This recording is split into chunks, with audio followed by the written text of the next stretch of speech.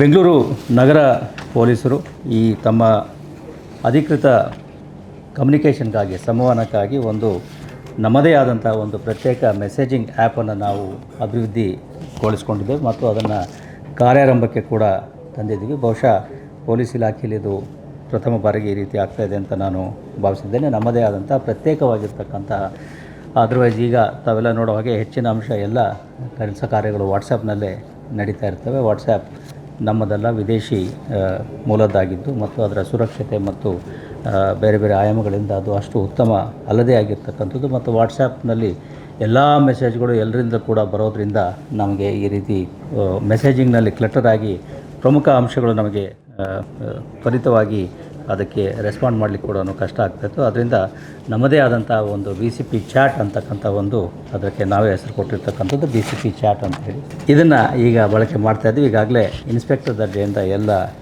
ಮೇಲ್ಗಡೆ ದರ್ಜೆ ಎಲ್ಲ ಅಧಿಕಾರಿಗಳಿಗೆ ಕೂಡ ಇದನ್ನು ಅವರ ಮೊಬೈಲ್ನಲ್ಲಿ ಅಳವಡಿಸ್ಕೊಳ್ಳಲಾಗಿದೆ ಮತ್ತು ಇದರಿಂದಾಗಿ ಎಲ್ಲ ಅಂಶಗಳು ನಮಗೆ ಏಕಕಾಲವಾಗಿ ಎಲ್ಲರೂ ಕೂಡ ತಲುಪಿಸಲಿಕ್ಕೆ ಮತ್ತು ನೇರವಾಗಿ ಕಾನ್ಫಿಡೆನ್ಷಿಯಲ್ ಆಗಿ ಅವರಿಗೆ ಸಂದೇಶಗಳನ್ನು ರವಾನಿಸ್ತಕ್ಕಂಥದ್ದು ಪಡೆಯತಕ್ಕಂಥದ್ದು ಇದಕ್ಕೆಲ್ಲ ಇದರಲ್ಲಿ ಆಸ್ಪದ ಇದೆ. ಜೊತೆಗೆ ಒಂದು ರೋಬಸ್ಟ್ ಸರ್ಚ್ ಇಂಜಿನನ್ನು ಕೂಡ ಇದಕ್ಕೆ ಅಳವಡಿಸಿಕೊಳ್ಳಲಾಗಿದೆ ಮತ್ತು ಪ್ರಮುಖ ಅಡ್ವಾಂಟೇಜ್ ಇರತಕ್ಕಂಥದ್ದು ಡೆಸಿಗ್ನೇಷನ್ ಬೇಸ್ಡ್ ಎಲ್ಲರಿಗೂ ಕೂಡ ಇದರಲ್ಲಿ ರೋಲ್ಗಳನ್ನು ಅಸೈನ್ ಮಾಡಿ ಅವರಿಗೆ ಈ ಮೊಬೈಲ್ಗಳ ಈ ಆ್ಯಪನ್ನು ಅಳವಡಿಸ್ಕೊಳ್ಳಲಾಗಿದೆ ಮತ್ತು ಇದರಲ್ಲಿ ಹಿಸ್ಟಾರಿಕಲ್ ಡಾಟಾ ಕೂಡ ಒಬ್ಬರು ಬದಲಾದ ಮೇಲೂ ಕೂಡ ಹಿಂದೆ ಆಗಿರ್ತಕ್ಕಂಥ ಏನಾದರೂ ದಾಖಲಾತಿಗಳು ಅಥವಾ ವಿಷಯಗಳು ಗೊತ್ತಾಗಬೇಕು ಅಂದರೆ ಅದಕ್ಕೂ ಕೂಡ ಇದರಲ್ಲಿ ಅವಕಾಶ ಇದೆ. ಜೊತೆಗೆ ಬ್ರಾಡ್ಕಾಸ್ಟ್ ಅಂತ ಒಂದು ಫೀಚರನ್ನು ಮಾಡಿದ್ದು ಅಲ್ಲಿ ಎಲ್ಲ ಅಧಿಕಾರಿ ಸಿಬ್ಬಂದಿಗಳಿಗೆ ಏಕರೂಪವಾಗಿ ಮತ್ತು ತ್ವರಿತವಾಗಿ ಎಲ್ಲ ಮಾಹಿತಿಗಳನ್ನು ಅಂದರೆ ಮಾಧ್ಯಮದ ಮಾಹಿತಿಗಳಿರ್ಬೋದು, ದೈನಂದಿನ ಅಪರಾಧ ವರದಿಗಳಿರ್ಬೋದು, ದೈನಂದಿನ ಪರಿಸ್ಥಿತಿ ವರದಿಗಳು DSR ಅಂತ ನಾವೇನು ಹೇಳ್ತೀವಿ,